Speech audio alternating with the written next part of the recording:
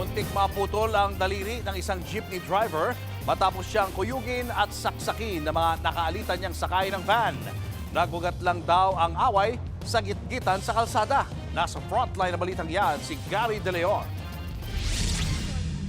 Nagulantang ang ilang motorista nang makitang nagpapambuno ang dalawang lalaki sa gilid ng kalsada sa barangay Bubukal sa Santa Cruz, Laguna. Hala, may kutsilyo. Maya-maya, dumating ang isa pang lalaking may kutsilyo at sinaksak ang isa sa mga nagpapambuno.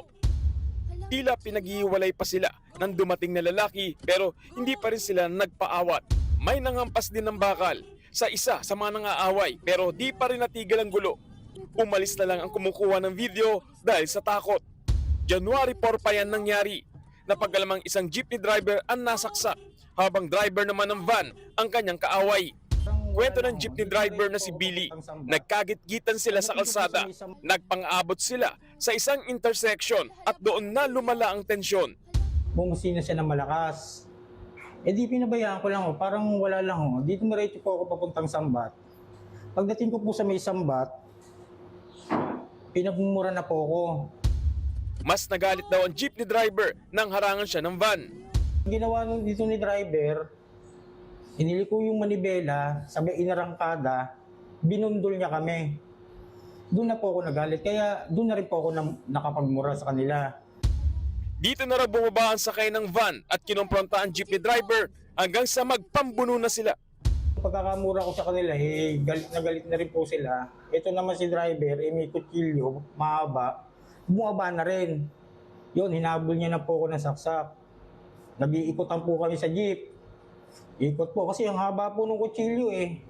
Nasugatan ng jeepney driver na agad dinala sa ospital. Ito po, tama ko. Tagiliran. Ito po, 6 po tahin ito. Saksak yan?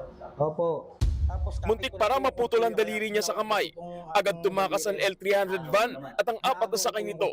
Sinuri ng Santa Cruz Police ang makakuha ng CCTV para mahanap ang mga sakay ng van. Nagpaikot-ikot dito sa nakarating sa Pila, sa ng Carlan, sa Kalawan, sa Bae. Ang dulo po sa Subanes. Sumuko na po agad sila at nagpag-negotiate. Ang sabi nga nila, natakot sila. Baka mamaya hindi rin nila kilala kalaban nila. Nakaharap na ng jeepney driver ang isa sa mga kumuyog sa kanya. Kung humingi ng paumanhin sa nangyari, pare-pares. Kung humingi ng paumanhin sa nangyari, pare-pares.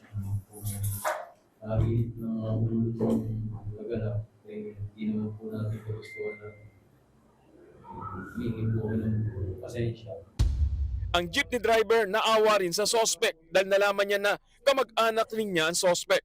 Hindi na siya magsasampa ng reklamo pero humiling siya na bayaran na lang ang kanyang gastos sa ospital. Ayoko na rin po ng gulo. Sisip naman po kayo na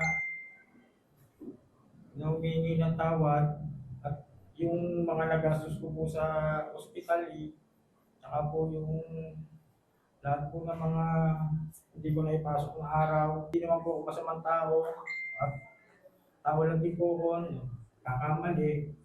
Lahat po tayo nagkakamali. Nagbabalita mula sa Frontline, Gary De Leon, News 5. Mga kapatid, Julius Babaw po. Para sa komprehensibo at makabuluhang balitaan at talakayan, mag-follow at mag-subscribe na sa social media pages ng News 5.